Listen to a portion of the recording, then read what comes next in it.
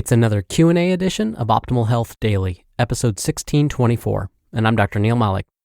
Hey there, happy Friday, and welcome to another special edition of Optimal Health Daily, where I answer your health questions related to fitness, diet and nutrition, and lots more. You send in the questions, and I answer them for you. Now, once a month, usually during the first Q&A episode of the month, I mention a bit about my background and credentials so you can better understand where my perspectives come from. And given this is the first Q&A of the month, it's time. Now, I wasn't always interested in nutrition, exercise, health, and wellness, all the stuff I talk about on this show. But being diagnosed with a chronic disease at the age of 19 definitely changed my life's purpose. It was then that I decided to focus my attention on helping others so that no one else had to experience a chronic disease diagnosis like I did, especially at such a young age. In order to do that, though, I wanted to have some credibility. Now, this isn't meant to be a humble brag, but instead to gain your trust. I received both my master's and doctoral degrees in public health. And to really cover all of my bases, I also became a registered dietitian nutritionist, a certified health education specialist, and a certified exercise physiologist through the American College of Sports Medicine. I've been teaching in higher education for over 14 years and am currently faculty within the California State University system.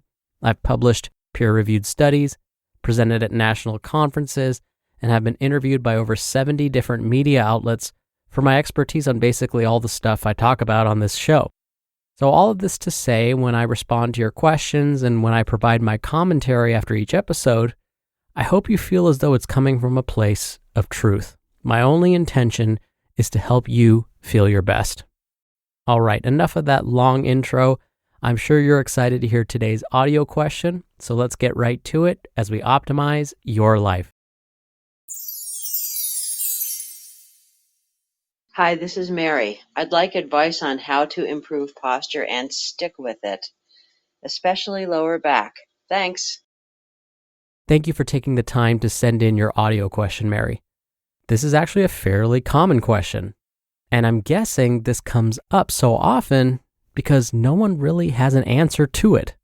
So I guess we should roll credits. I should keep talking? Okay.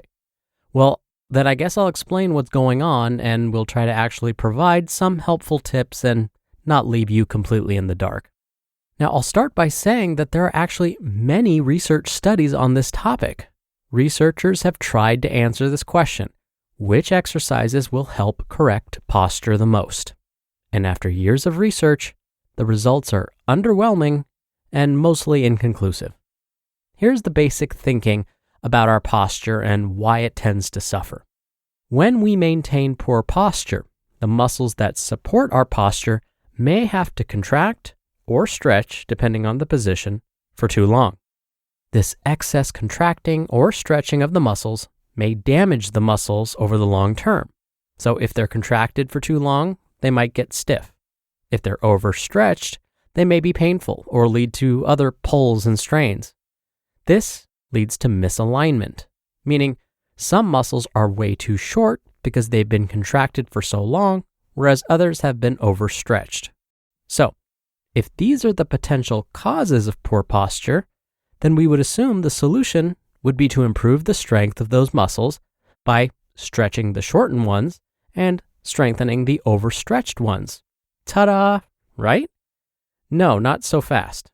It turns out that when researchers tried this approach, it didn't really seem to improve posture. So this led some scientists to believe that this whole theory of misalignment should be thrown out. Others said, not so fast, and continued to study this idea of stretching and strengthening these muscles to help improve posture. In fact, I was able to find a recently published meta-analysis that looked at whether these types of activities are helpful. Oh, I should explain what a meta-analysis is. It's a type of research study that basically finds all of the other studies that have been published on this topic and performs one big or meta-analysis comparing the results of all of these studies. Meta-analyses are considered the gold standard when it comes to research because when they're performed correctly, they can summarize the results of many other studies that came before it. Now here's what the researchers found in their meta-analysis. Incorporating stretching and strengthening exercise did seem to help in most of the studies they looked at, but the quality of those studies weren't all that great. Regardless, they found that stretching and strengthening the muscles seems to help and doesn't really seem to harm. So they basically say, you know what? Go ahead and stretch and strengthen those muscles because it's unlikely to harm you and it may possibly help. Now, more specifically, they found that exercising the muscles 2 to 3 times per week for at least 6 weeks was most helpful. This is also what the American College of Sports Medicine recommends. Each session should last 30 to 45 minutes, but they could be as short as 15 minutes or as long as 60 minutes. But 30 to 45 minutes seem to be the sweet spot.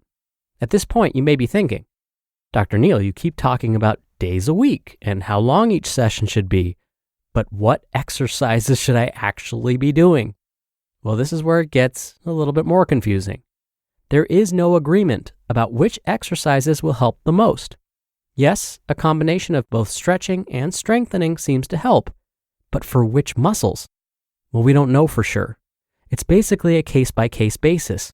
So you might think doing deadlifts or squats or neck exercises is going to help, but we don't know for sure. This is where seeking the help of a healthcare professional, like a physical therapist, can be really helpful. I should mention that a physical therapist is different than a personal trainer and a massage therapist. Physical therapists have received a master's or doctoral degree in physical therapy specifically. Personal trainers and massage therapists may not have an advanced degree, so physical therapists are truly the experts when it comes to these types of health concerns. They will determine the potential causes of the posture issues you're experiencing and provide you with exercises to help stretch and strengthen the appropriate muscles. Most importantly, whatever they recommend will be suited to your needs specifically. So they'll design a program that may require more than 3 sessions per week, or maybe less.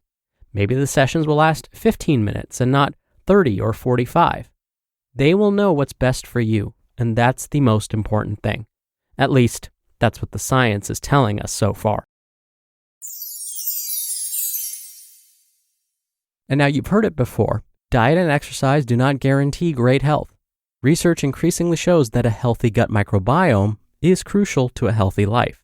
And Pendulum Therapeutics is the first and only biotech company to isolate an important beneficial bacterial strain and put that strain into a convenient, new probiotic-rich capsule that's formulated to help manage type 2 diabetes and nurture your body's microbiome.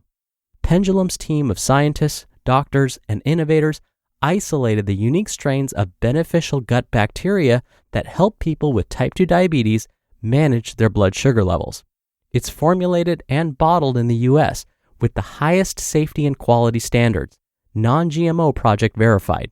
So, if you or someone you love has type 2 diabetes, take control of glucose levels with Pendulum Glucose Control. Use code OHD at pendulumlife.com to get 20% off all products. That's pendulumlife.com. Promo code OHD for 20% off. Thank you again so much for the question, Mary. Responding to your questions is my favorite part of the show, so thank you so much for sending those in. Remember, you can email your question to health@oldpodcast.com, or if you want your voice played on the show just like Mary, come by oldpodcast.com/ask. What's great is you can record right from your computer's microphone on that page. It's really easy, and you can even play back your message and do retakes before sending it in. Or you can do it the old-fashioned way and call in your question. The number is 61 I love OHD. All right, thank you so much for listening every day. Thank you for listening all the way through. I hope you have a great start to your weekend, and I'll see you back here tomorrow where your optimal life awaits.